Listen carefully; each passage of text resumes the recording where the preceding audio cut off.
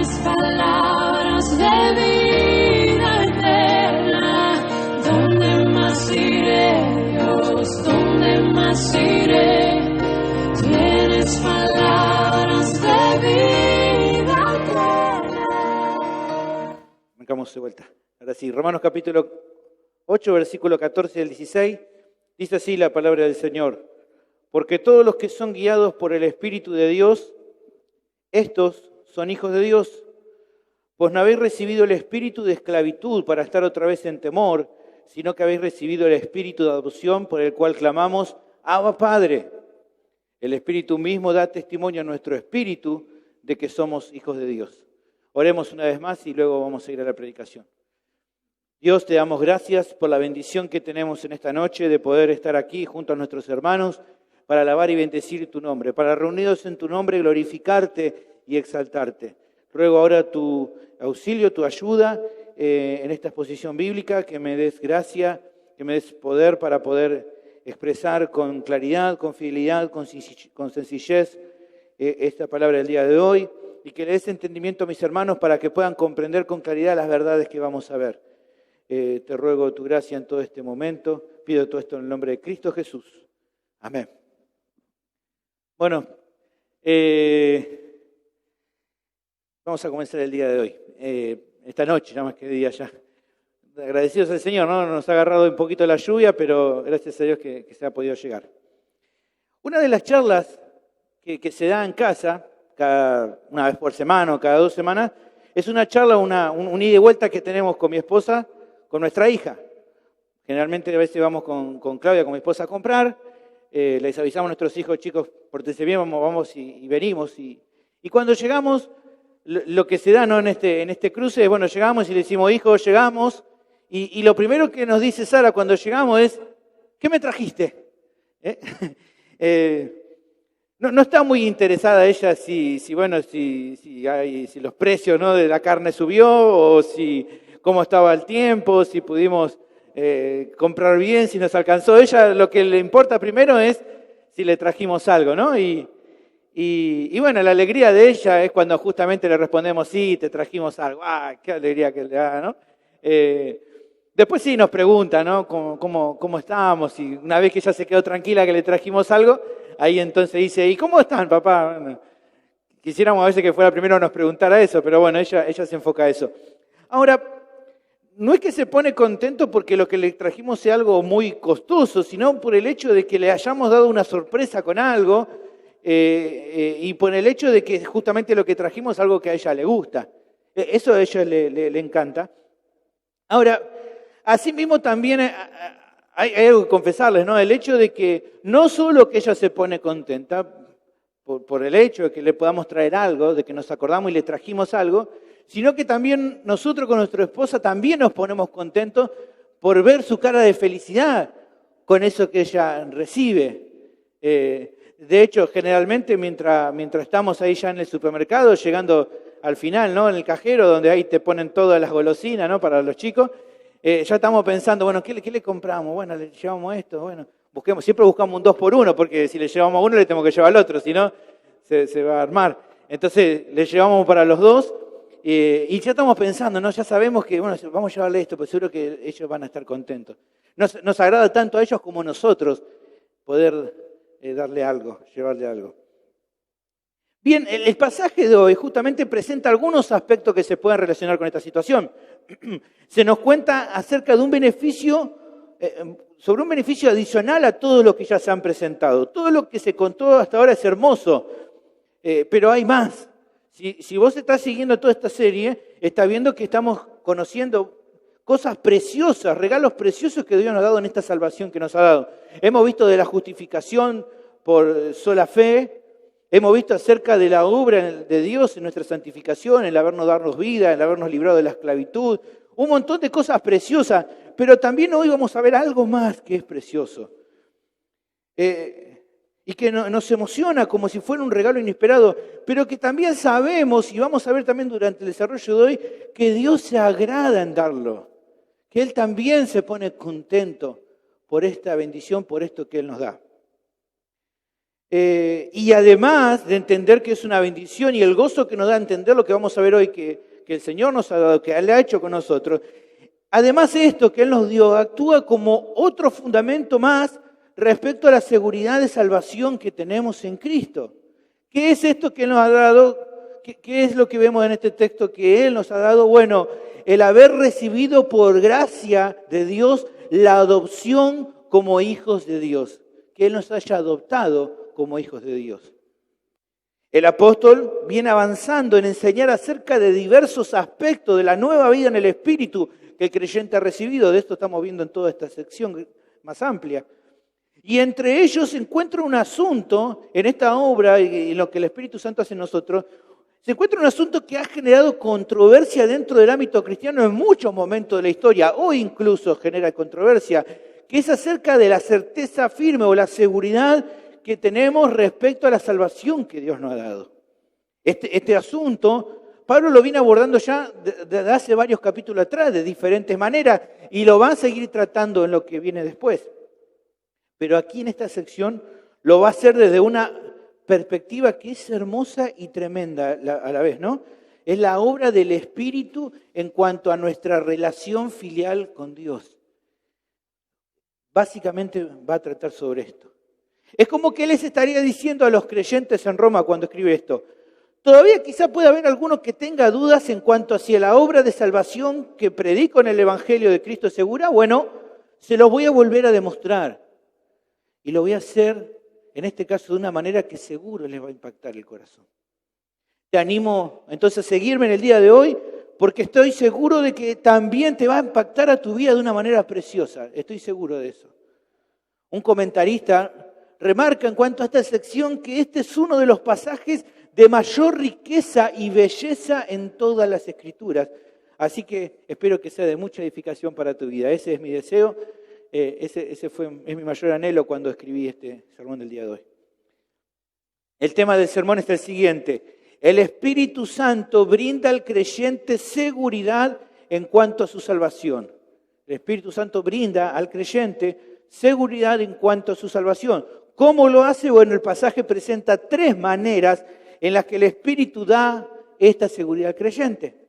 ¿Venimos bien hasta acá? ¿Estamos bien? ¿Bien? Sí. Sus caras no las puedo ver, pero veo sus cabezas. Bien, estamos bien. Bueno, venimos entonces con el versículo 14. Ahí tenemos la primera manera en que el Espíritu Santo brinda seguridad en cuanto a su salvación al creyente. El Espíritu brinda seguridad de salvación por medio de obrar en su vida. Esta es la primera manera. El Espíritu Santo brinda esa seguridad al creyente por medio de la obra en su vida.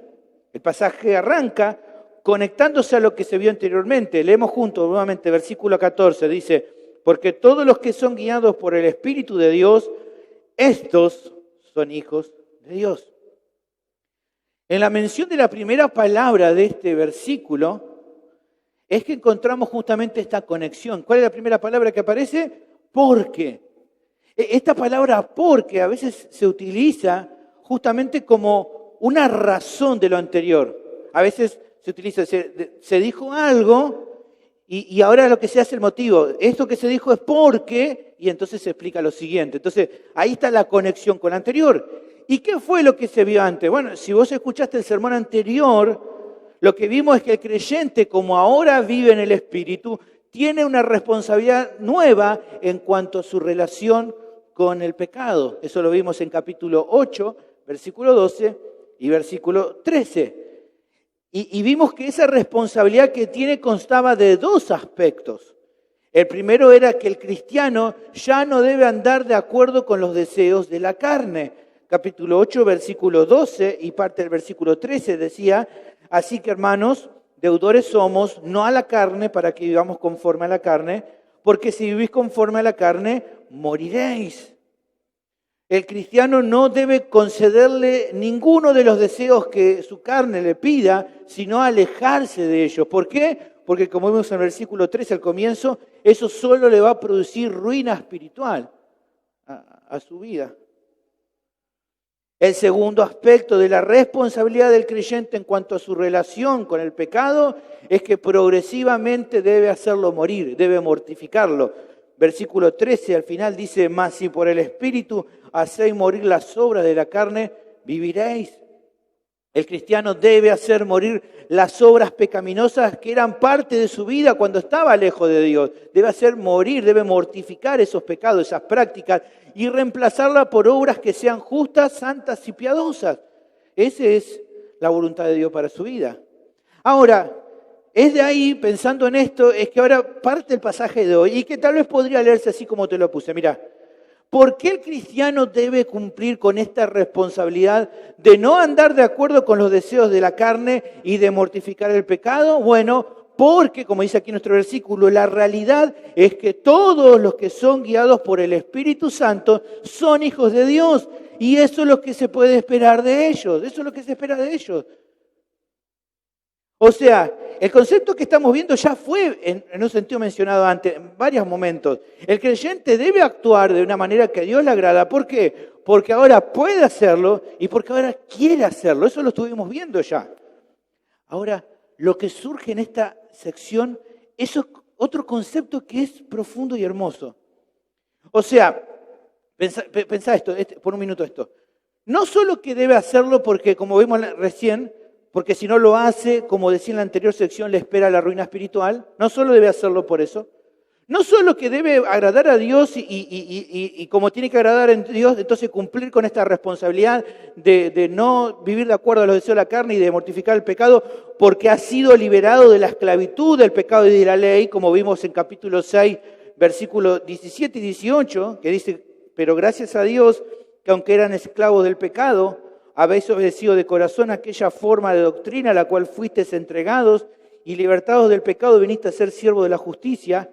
Y también han sido liberados de la ley, dice, pero ahora, capítulo 7, versículo 6, pero ahora estamos libres de la ley por haber muerto para aquella en que estábamos sujetos, de modo que sirvamos bajo el régimen nuevo del Espíritu y no bajo el régimen viejo de la letra.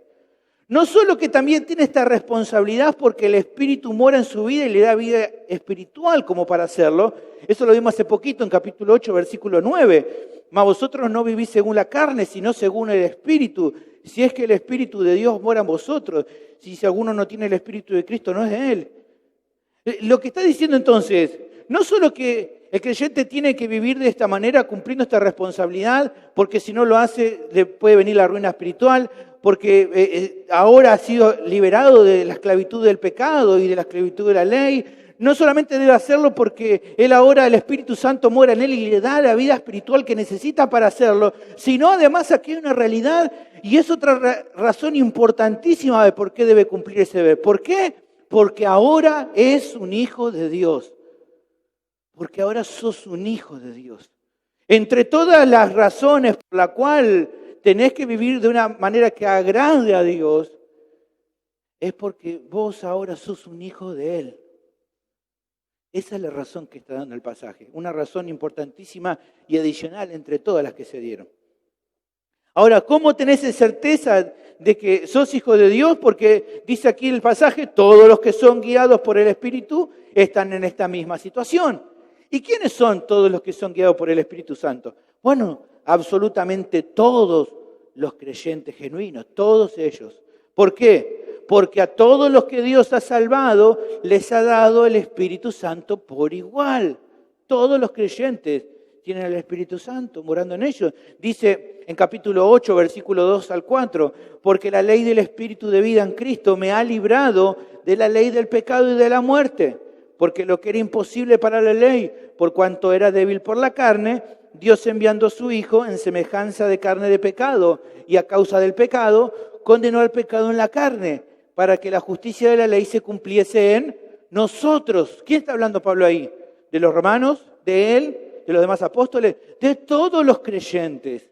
Todos los creyentes pasaron por esta experiencia. Por eso es que todos estos creyentes no andan conforme a la carne, sino conforme al Espíritu.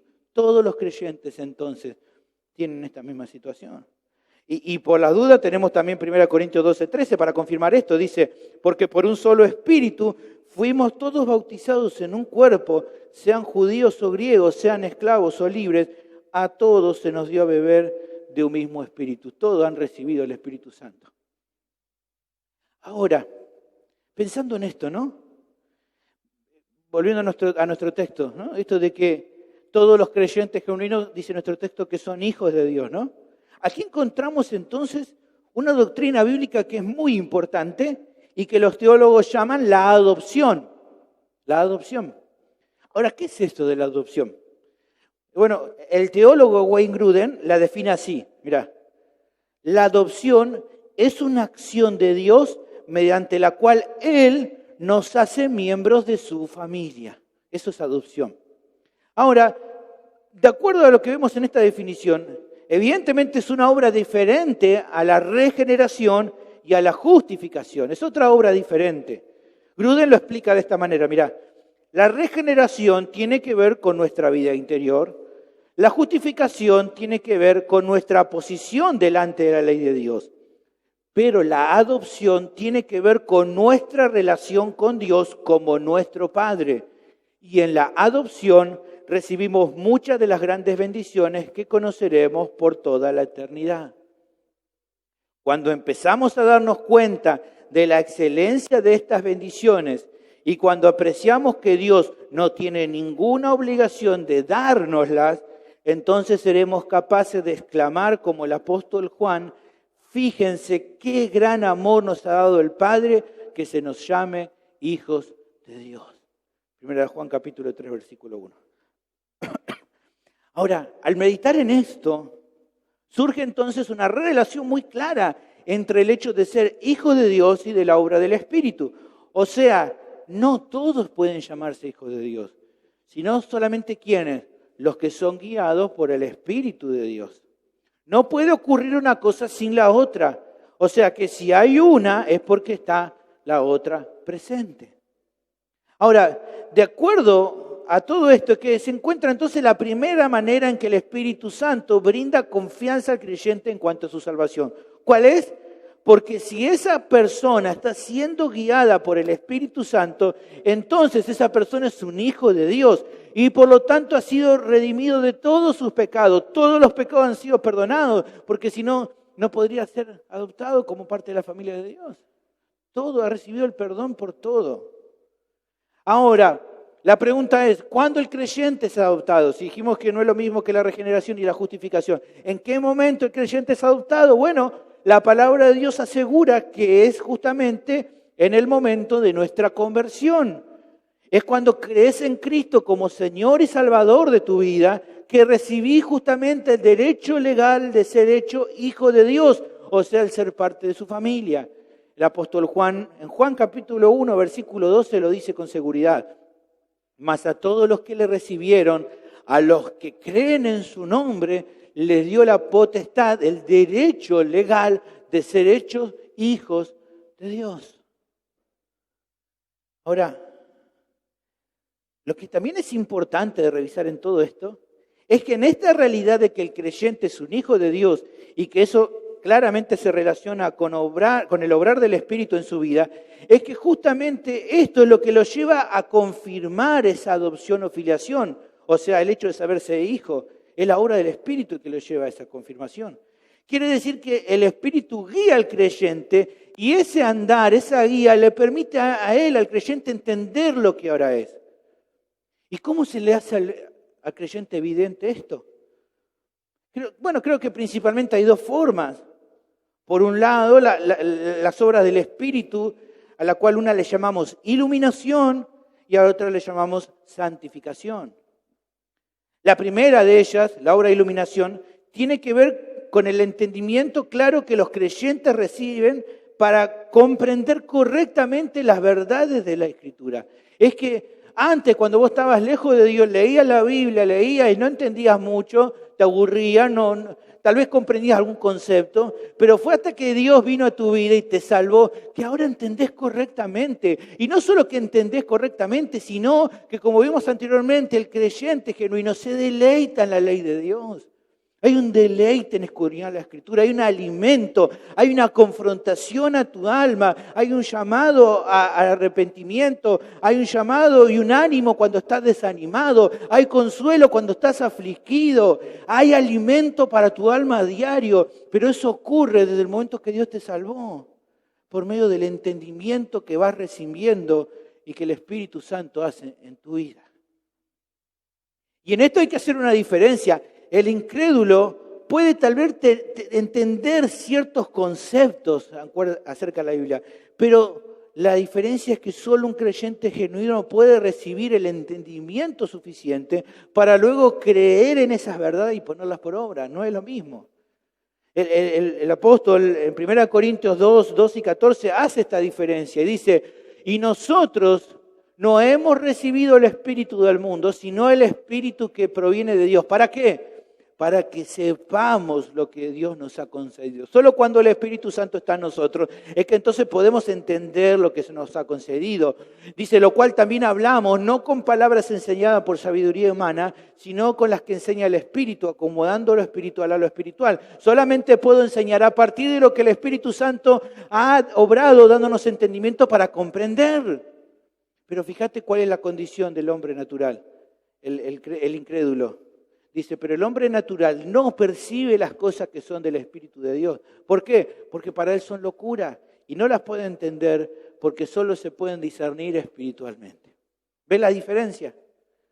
Esto es la obra de iluminación que hace el Espíritu en tu vida. Esto es lo que se logra solamente por medio del Espíritu, lo cual justamente es una confirmación clara acerca de nuestra filiación. Efesios capítulo 1, versículos 17 y 18 dice, para que el Dios de nuestro Señor Jesucristo, el Padre de gloria, os dé espíritu de sabiduría y de revelación en el conocimiento de Él, alumbrando los ojos de vuestro entendimiento, ¿para qué? Para que sepáis cuál es la esperanza a que Él os ha llamado y cuál es la riqueza de la gloria de su herencia en los santos. O sea, el hecho de que vas comprendiendo y vas entendiendo y cada vez la palabra te va hablando más y va hablando más y es justamente una de las confirmaciones de ¿qué? De que ahora sos un hijo de Dios. Porque eso solamente puede hacerlo aquel que anda en el Espíritu. El incrédulo no puede. ¿Ves la diferencia ahí? Pero hay más. También dijimos de que la obra del Espíritu Santo que confirma y que te resalta la evidencia de que ahora sos un hijo de Dios, es la obra de santificación de la cual ya estamos hablando anteriormente. Pero haciendo un repaso podemos decir que se trata de que el Espíritu no solo te da entendimiento, sino te provee de la ayuda, del poder necesario para obedecer a aquellas verdades en las que te dio entendimiento. Te da entendimiento y después te da el poder, la capacidad de poder realizar esas cosas que ahora, a partir de lo que ahora entendiste. Esas obras son las que terminan afectando tu vida, haciendo que crezcas en santidad y te va brindando seguridad en cuanto a que ya sos un pecador que ha recibido una transformación real en tu vida y que por lo tanto sos un hijo de Dios de verdad. Efesios capítulo 2, versículo 10 revela, muestra cuál es la condición, la situación de aquel que ha sido salvado por gracia. Dice, porque somos hechura suya, creados en Cristo Jesús para buenas obras, las cuales Dios preparó de antemano para que anduviésemos en ellas. ¿Cuál es el resultado de la santificación? Andar en esas obras que Dios preparó de antemano. ¿Ves? Es el resultado. El pastor MacArthur, hablando de esto, comenta lo siguiente.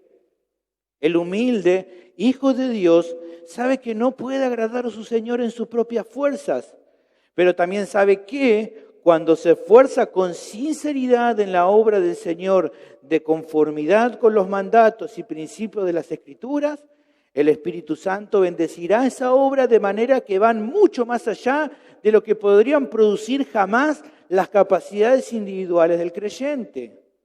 Es en ese momento que nuestro Padre Celestial se agrada profundamente con nosotros, no por lo que hayamos logrado hacer, sino porque les hemos permitido alcanzar a Él en nosotros y por medio de nosotros.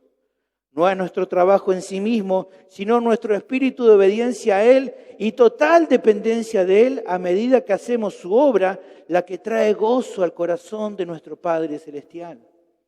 Es a través de nuestra obediencia fiel que experimentamos la obra de gracia del Espíritu en nuestra vida. Y como sucede con su iluminación divina, su obra divina de santificación nos da seguridad y certidumbre de que sin duda alguna somos hijos de Dios. Ahora, seguramente que esto genera a veces dudas. Lo entiendo, a veces nos pasa, ¿no? Cuando vemos esto de de que Dios abra los ojos de nuestro entendimiento para poder comprender las verdades. Y a veces está la duda, dice, bueno, pero ¿cómo sé cuando el Espíritu abre ahora los ojos de mi entendimiento? ¿Cómo es eso? ¿Cómo es eso que yo de repente estoy leyendo y en algún momento el Espíritu me da ese entendimiento para entender esto y para que yo después lo pueda creer? ¿Cómo es? Otro piensa, ¿no? ¿Cuál es el momento exacto en que mi alma deja de confiar en mi propia fuerza y empiezo a dejar y a ver que la obra del poder del Espíritu Santo está obrándome y dándome la capacidad de poder vivir en santidad? ¿Cómo es que pasa esto? Pastor, quiero saber en qué momento es que pasa esto y en qué momento es que pasa esto otro. ¿Qué momento se da? ¿Me podés responder, pastor? Sí, te puedo dar una respuesta. No sé, mira, no sé. No sé cuándo pasa eso. Es imposible saber con completa exactitud cómo es que se van desarrollando estos procesos en tu interior. Porque al ser algo primeramente espiritual y que luego inevitablemente se va a ir reflejando en actitudes y en acciones externas, no es posible medirlos o describirlos de forma visual o sensorial. Dios no nos ha dado ningún aparato que permita medir la obra del Espíritu en tu interior. Como decía hoy, Dios no nos da un espiritualómetro que nos permite medir cuánto hay ya de Dios más y menos de nosotros. En qué momento se activó la alarma de apertura de ojos del entendimiento. No existe tal cosa. Pero sabemos que eso pasa y sabemos que es cierto porque la Biblia sí lo asegura. Aunque nosotros no lo podamos ver. Pasa. Y porque además sabemos que pasa generalmente porque la obra del Espíritu, a medida que pasa el tiempo, va mostrando frutos evidentes en tu vida. Hoy mencionaba la idea de esto para pensar esto, ¿no? Lo que pasa cuando, no sé cuántos tienen acá el patio o en algún momento han plantado algún arbolito, ¿no? No sé, algo para poner frutas o no sé. Ahora está muy de moda, a mí me encanta probar la palta, ¿no? Buenísima la palta. Y vos te sentás ahí y mirás el árbol y decís, bueno, a ver, vamos, vengan paltas, salgan. Y no salen, ¿no? Te sentás un ratito ahí y estás 1 hora, 2 horas y no ves nada, no ves lo que está pasando. Vos decís, bueno, pero en las películas se ve que avanza el tiempo así rapidito, ¿no? Y sale la florcita y después la fruta y vos la comés y no pasa, no. La realidad es que vos te sentás, estás un par de horas ahí y no ves nada. Ves nomás que el árbol se mueve por el viento, las hojitas y nada más. Pero ahora, ¿qué pasa? ¿Qué pasa si te vas y a los 2 o 3 meses volvés? Y bueno, capaz que ya empecé a ver algunas flores, ¿no? Y pasan algunos meses más y de repente ves ahí la fruta.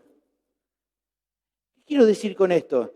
Que aunque tal vez si vos te pones a mirar un ratito el árbol, no se vea la obra que está pasando, lo que está pasando con ese árbol, pero está pasando. Solamente que hay que esperar tiempo para que esos frutos aparezcan. Bueno, aunque no es lo mismo esencial, podemos pensarlo de esta manera en la obra que hace el Espíritu Santo en el creyente. Tal vez no se vea en el momento, pero con el tiempo se empiezan a ver los frutos se van a empezar a ver. Si sos un creyente genuino, los frutos se van a ver, porque el Espíritu Santo está obrando en tu interior, aunque vos no entiendas bien cómo funciona eso. Tu preocupación, hermano, y mi consejo es, no te quieras volver loco por intentar entender algo que está pasando en tu interior, pero que vos no lográs percibir, sino que más bien enfocate en lo que sí podés entender. ¿Qué cosa? Que tenés que estudiar las Escrituras, que tenés que escudriñarlas, y eso sí lo podés hacer, y que tenés que vivir en obediencia y santidad a Dios y hacerle caso a lo que ya entendés. ¿Por qué? Porque eso sí también lo podés hacer y sí lo podés entender.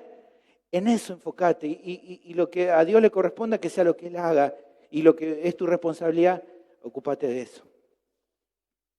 Un comentarista, ¿no? Con mucho acierto dice al respecto lo siguiente: muchas veces llegamos a ser conscientes de la actividad del Espíritu únicamente al mirar de manera retrospectiva cada vez que nos detenemos a observar su poder santificador dando fruto en nuestra vida a partir de semillas plantadas con mucha antelación.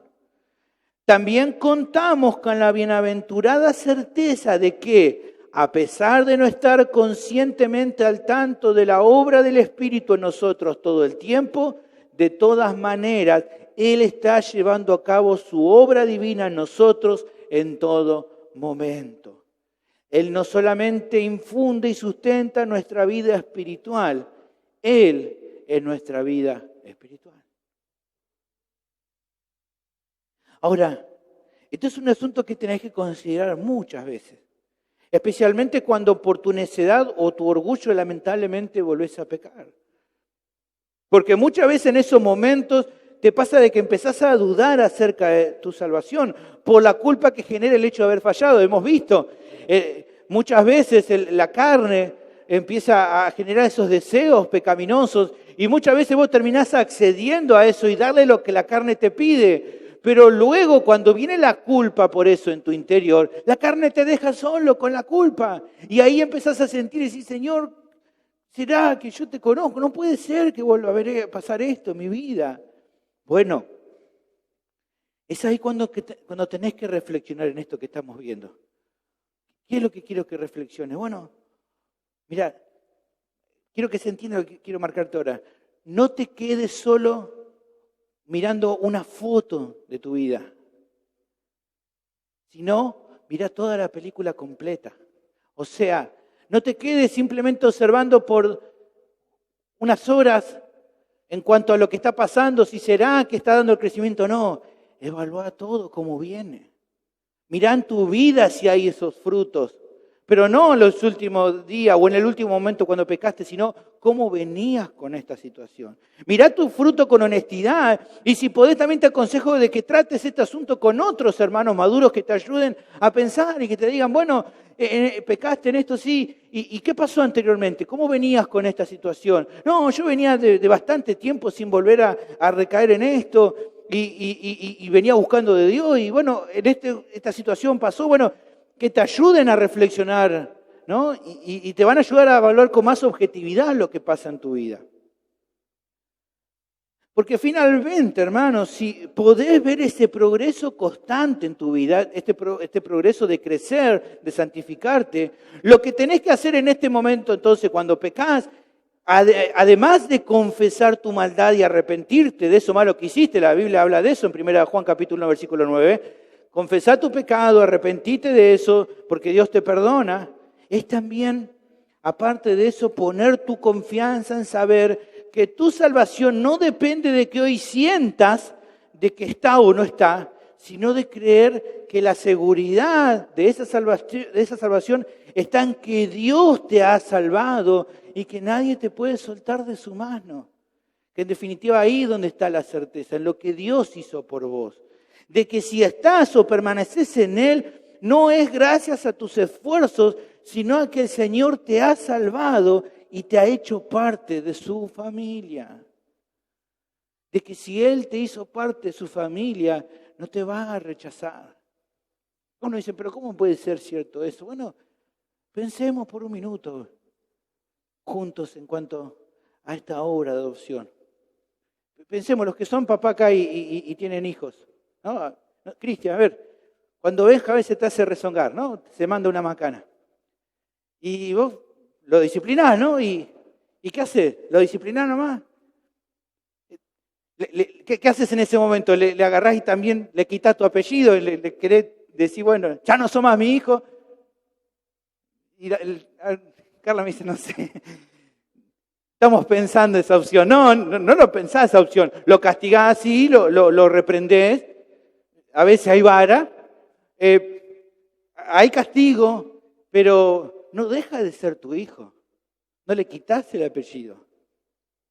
Ahora, no solamente que no pasa eso, sino que además imagínate que de repente viene el Benja así, ¿no? Llorando y dice, no pasa muy seguido esto, pero pone la cabeza el Benja, venga y te diga, papá, me equivoqué, perdóname, estuve mal en lo que hice, estuve mal. Tenés razón en que me retaste porque hice mal. ¿Qué pasa cuando él se arrepiente?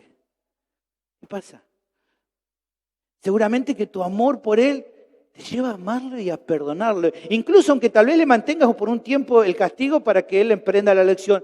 Pero tu corazón se brota amor por él y decís, claro, hijo, que te perdono. Claro que te perdono, porque te amo. Hermanos, ¿cuánto más Dios no hará lo mismo con nosotros si somos sus hijos? Ya que por medio de Cristo ahora nos ha hecho parte de su familia. ¿Cómo no hará lo mismo con nosotros? Ahora, hablando, ¿no?, justamente acerca de esto, de ser hijos de Dios, justo en estos días que estaba escribiendo esto surgió una noticia, la cual me hizo reflexionar, ¿no?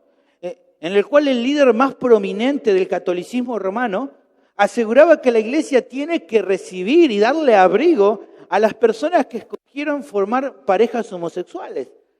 ¿Cuál era el argumento que usaba esta persona? Decía, si ellos son hijos de Dios, ¿cómo no le vamos a permitir formar una familia homosexual o no vamos a aceptar su decisión?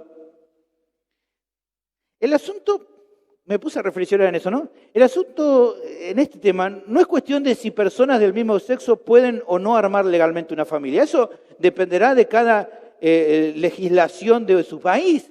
Ellos a lo sumo van a rendir cuenta por su pecado.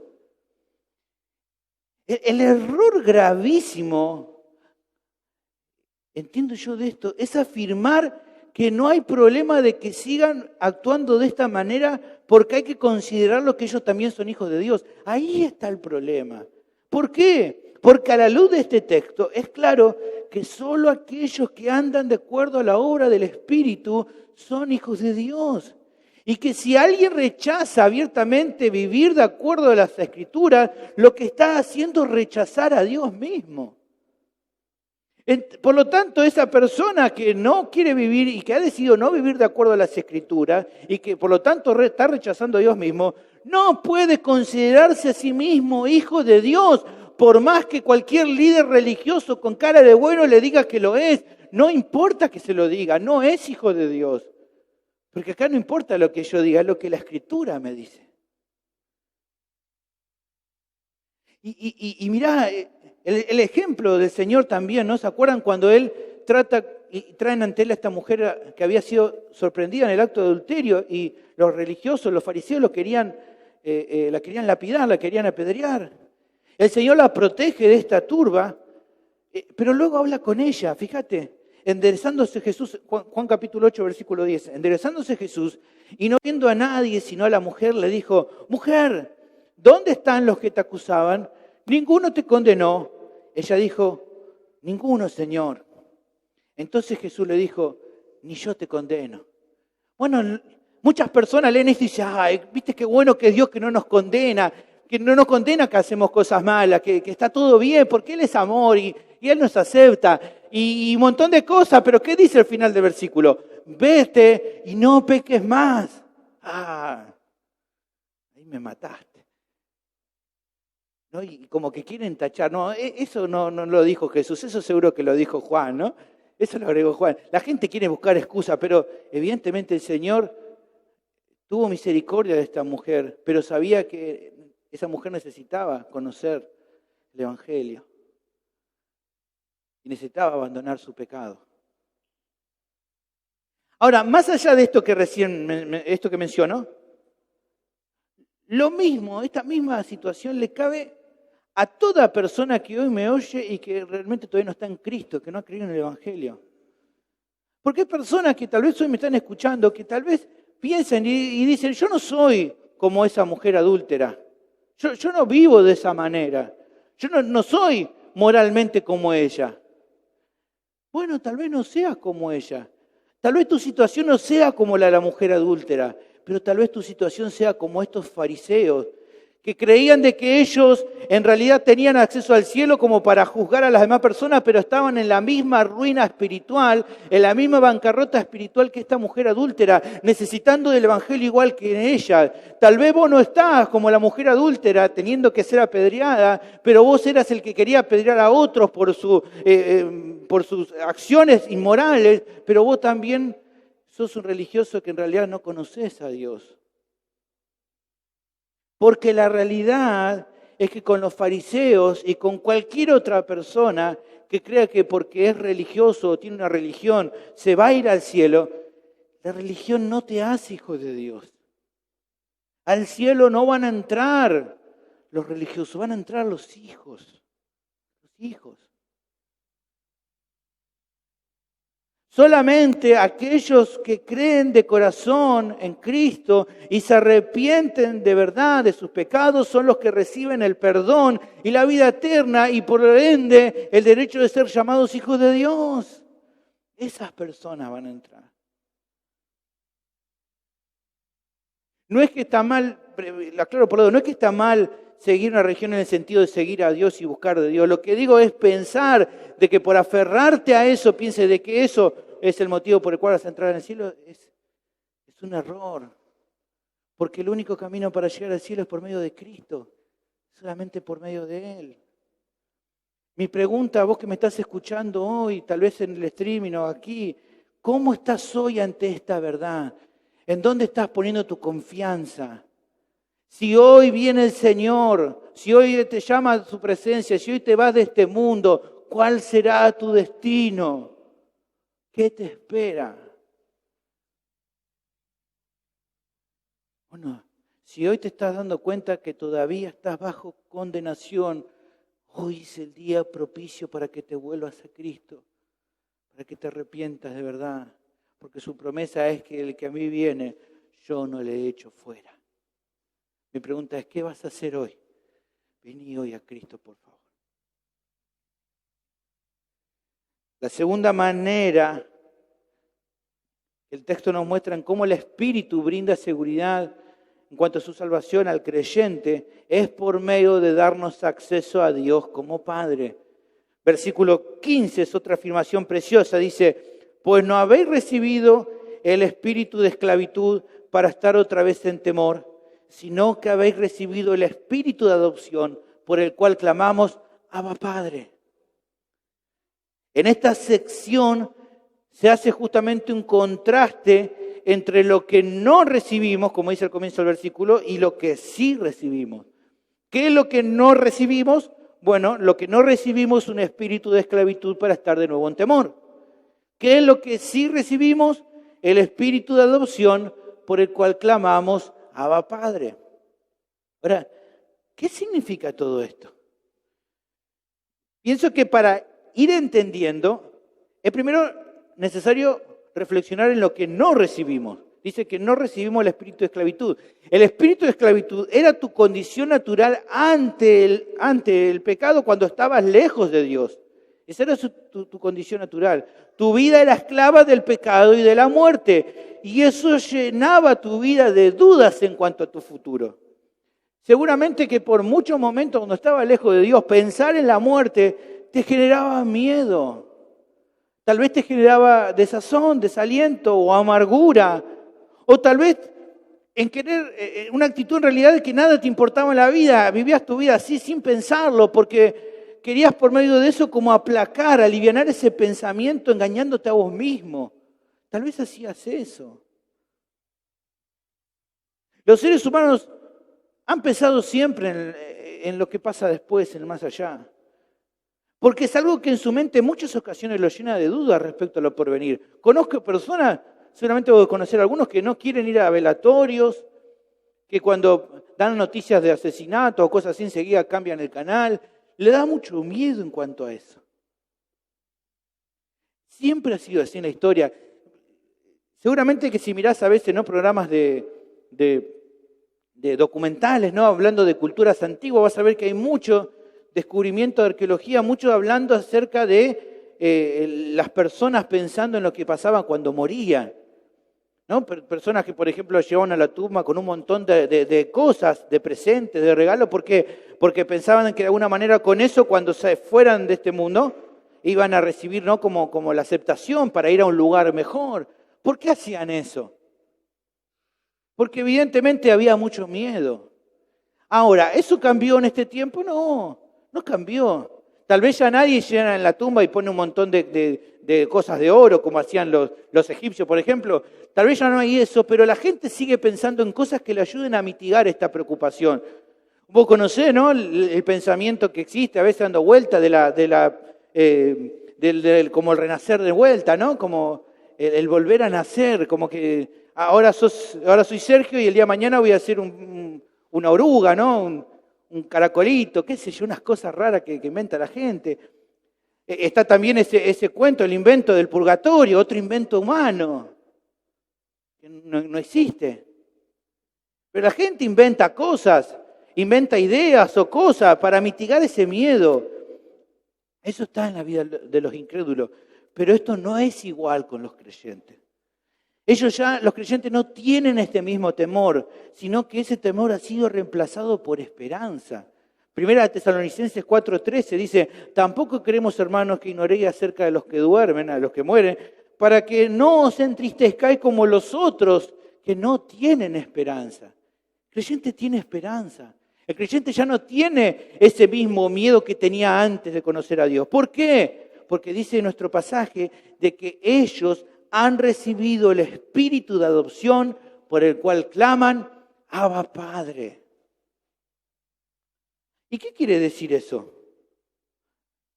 Por un lado sabemos que la adopción, ya vimos que no es un cambio espiritual en tu vida, a eso se le llamamos regeneración, sino que es una obra de Dios por la cual Él nos adopta como parte de su familia.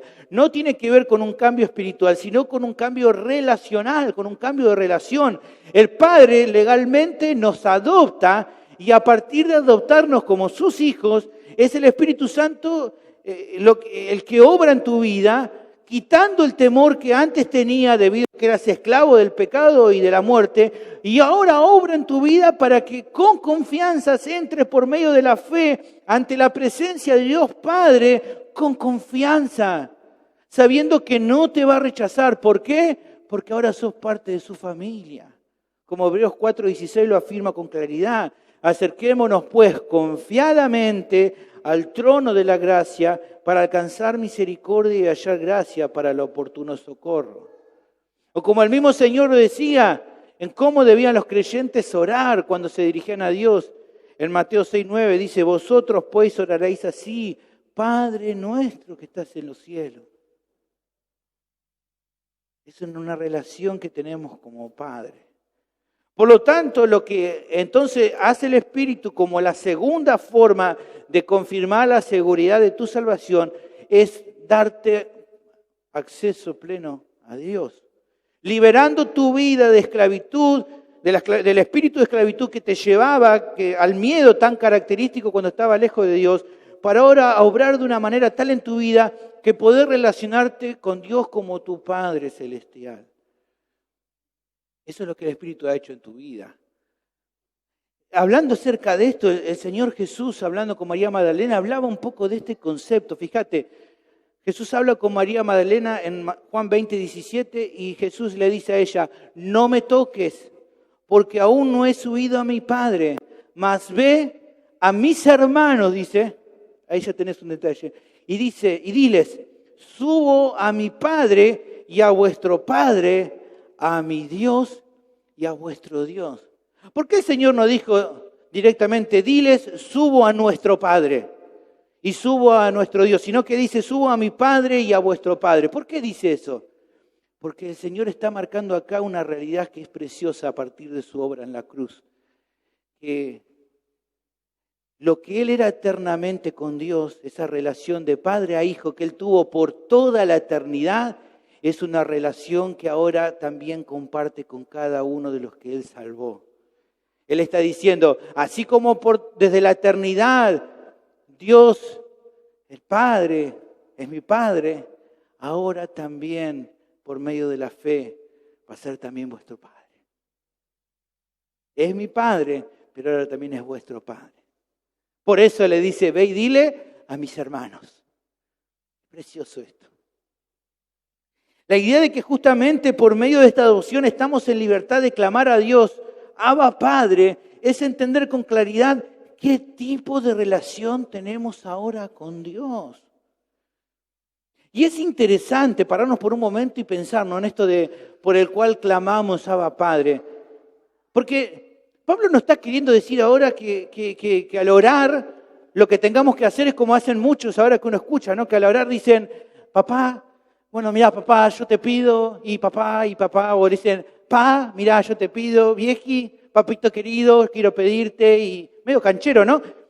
Esa gente que hace eso está malinterpretando la intención de este pasaje, ¿no? Este pasaje no está diciendo que ahora ores a Dios y le diga pa o papito querido, cosas así. No es lo que ese pasaje está queriendo decir, sino que el énfasis en este pasaje es entender que vos entiendas que hay una relación con Dios tan íntima, tan cercana, tan amorosa, de tanta confianza, la cual se puede ilustrar de manera imperfecta con una relación entre un padre amoroso y un hijo. Eso es lo que está queriendo marcarte aquí el apóstol. Para que entonces al entender este tipo de relación nueva que tenés con Dios, es que puedas llegar a tener cierta idea del privilegio tan grande que has recibido. Que no solo te ha perdonado tus pecados, de que no solo te ha dado vida eterna, sino que también te ha hecho parte de su familia.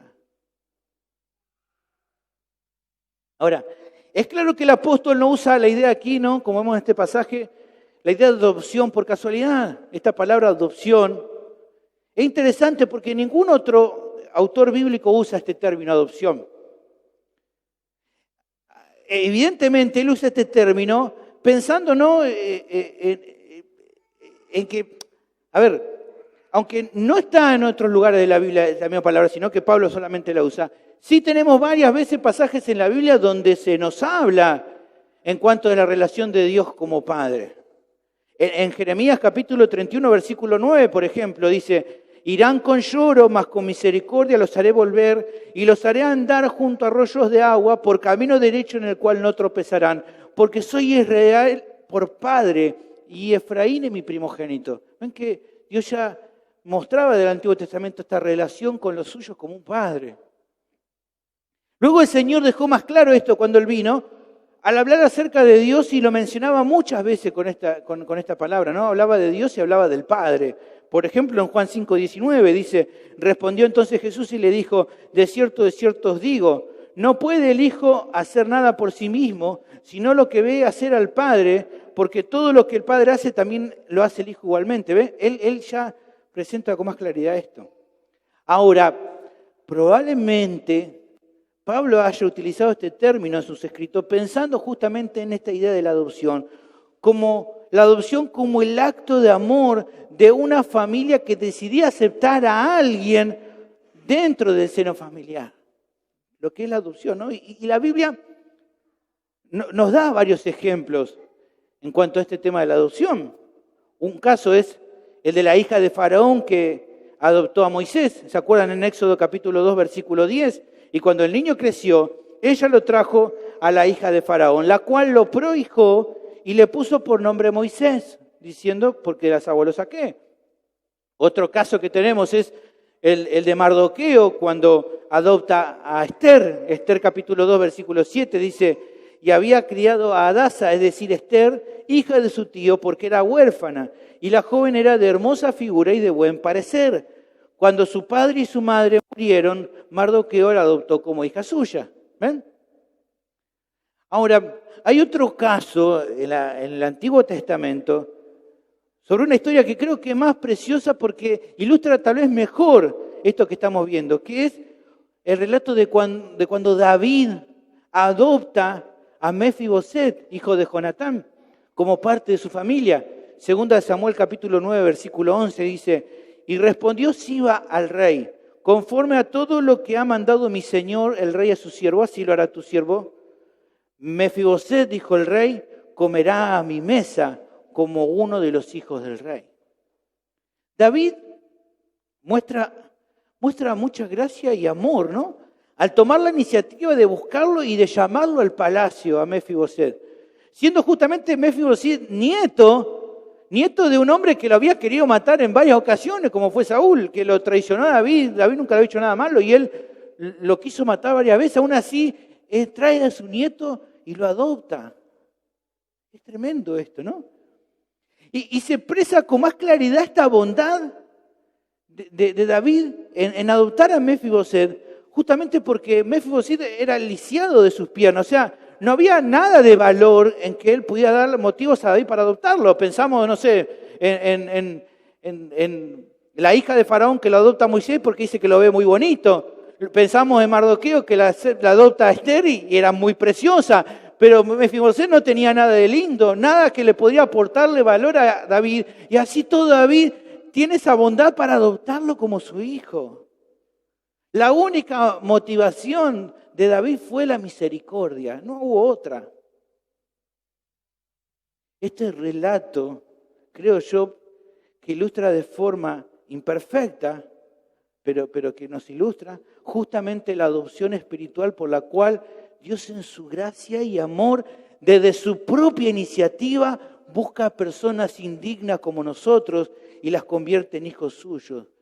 Porque nosotros tampoco había ningún valor bueno, no había nada bonito en nosotros para que Dios nos adopte, pero aún así Él nos adoptó como parte de su familia.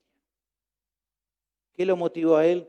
Misericordia, gracia, bondad. Y es interesante pensar en esto, de que no hubo nada que a Dios lo motivara. Para sacar de nuestra mente, yo sé que tal vez vos no lo hacés, pero a veces escuchamos a personas que salen, ¿no?, por videos hablando acerca de esto, ser hijo de Dios, y hablando así con altanería y diciendo, yo soy un hijo de Dios, soy una hija del rey. Pará un poco, amigo, pará un poquito. Si sos un hijo de Dios, es simplemente por su gracia, no porque haya en vos algún valor. En todo caso, la actitud de esas personas tendría que ser la misma de Mefiboset. ¿Qué dijo Mefiboset cuando fue adoptado por David? Mirá lo que dice en 2 Samuel capítulo 9, versículo 8, la versión NBI lo dice, ¿y quién es este siervo tuyo para que su majestad se fije en él? Yo pienso en Mefiboset y me veo a mí mismo y digo, ¿y quién soy yo para que el Dios eterno se haya fijado en mí? ¿Quién soy? Evidentemente la adopción tiene que generar esta clase de humildad en tu vida. Porque no hay ningún valor, pero Él aún así nos ha adoptado. Mi pregunta es, ¿el saber que has sido adoptado por Dios genera esta clase de humildad en tu vida? ¿Genera este quebrantamiento y esta humildad? Ahora bien, algo adicional que el texto no menciona, pero que creo que es importante de hablar, es acerca de la labor específica de las tres personas de la Trinidad en la obra de adopción. En nuestro texto solamente se nos menciona de la obra del Espíritu Santo, que es el que obra dándole acceso al creyente, al Padre, con confianza. Pero la Biblia también nos enseña que es el Padre el que adopta a cada uno de los creyentes como parte de su familia desde antes de la fundación del mundo. El Espíritu Santo obra en su interior, pero es el Padre el que te ha adoptado desde antes de la fundación del mundo. Dice Efesios capítulo 1, versículo 4, según nos escogió en Él antes de la fundación del mundo para que fuésemos santos y sin mancha delante de Él, en amor, habiéndonos predestinado para ser adoptados hijos suyos por medio de Jesucristo, según el puro afecto de su voluntad. ¿Qué te decía hoy? Para nosotros es un gozo, es un quebranto, el saber que Dios nos ha adoptado como parte de su familia, pero este texto nos está asegurando de que a Dios también le agrada haber hecho eso, de que lo hizo según el puro afecto de su voluntad. A Dios le plació, Él se complace de haberte hecho parte de su familia, y yo esto no lo puedo entender, pero es así. Él se ha placido de darnos esta bendición. Se alegra de haberlo hecho. Pero también se nos habla en este pasaje acerca de la obra del Hijo. ¿Qué dice? En amor, habiéndonos predestinado para ser adoptados hijos suyos por medio de Jesucristo. Finalmente sabemos que el Padre hace esta obra de adopción por medio del Hijo. Es en Cristo que hemos sido adoptados. ¿Por qué? Porque Él no tomó su condición de hijo como cosa que aferrarse, sino que se humilló y cargó sobre su vida toda la ira que nuestros pecados merecían. Y por medio de esa obra redentora todos los que creen en Él también ahora reciben el derecho de ser hijos de Dios. Él se sacrificó por nosotros, hermanos, para que ahora seamos parte de su familia.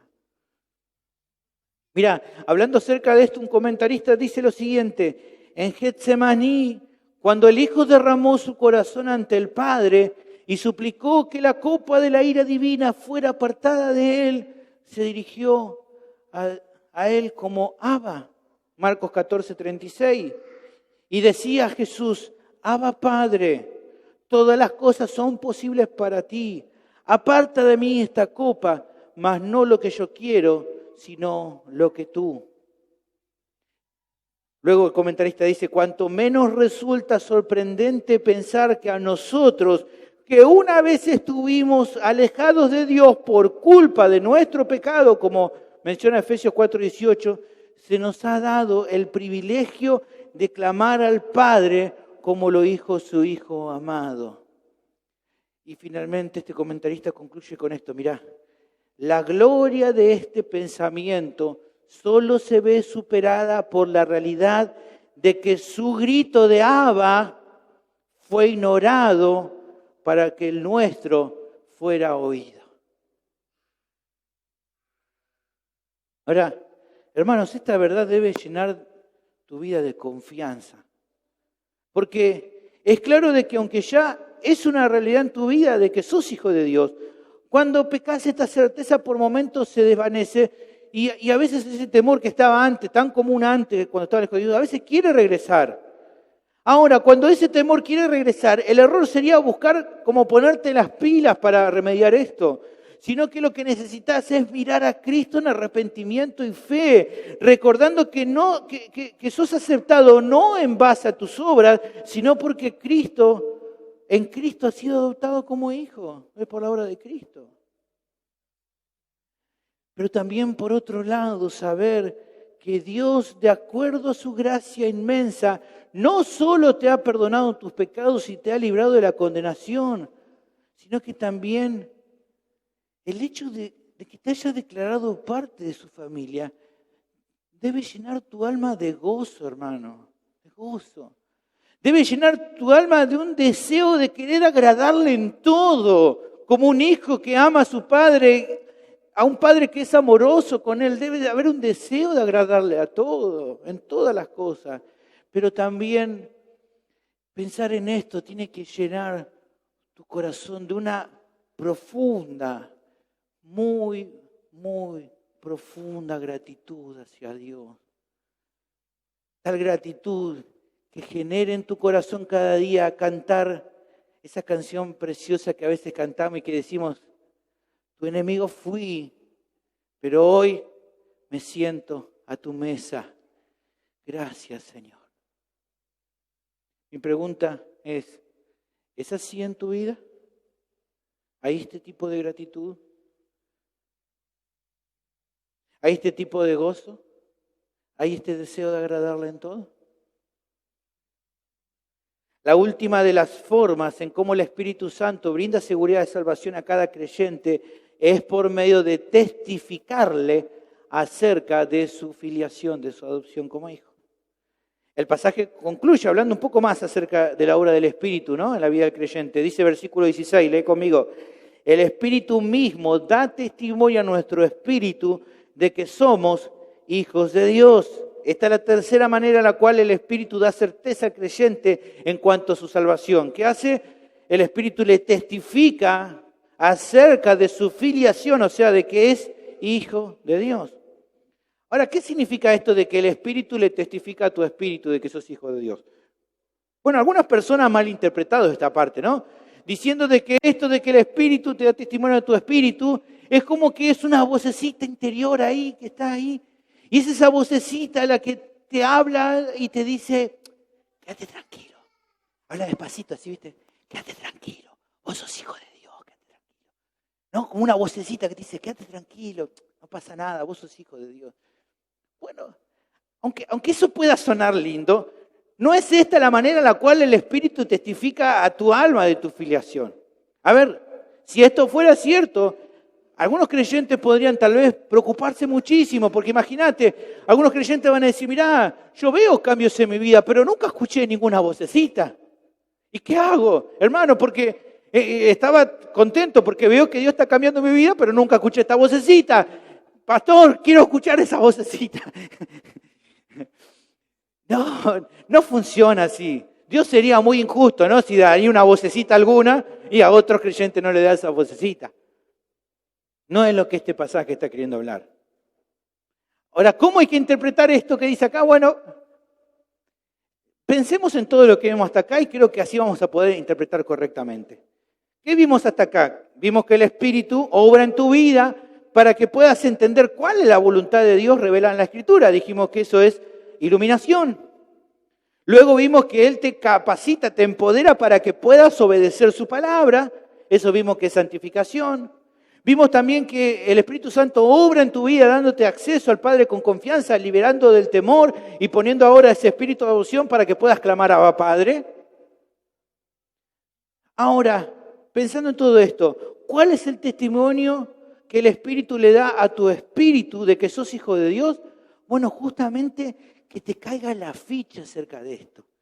De que en tu corazón se genere el testimonio cierto y seguro de que tus frutos son propios de lo que hay, en los que son parte de la familia de Dios, en el que piense, no, y diga, sí, yo estoy pensando todo este tiempo precioso de que lo conocí a Él, cómo voy creciendo en conocimiento, de entender cada día más cómo es este Dios al que amo, y también estoy viendo cada día que lo estoy obedeciendo más.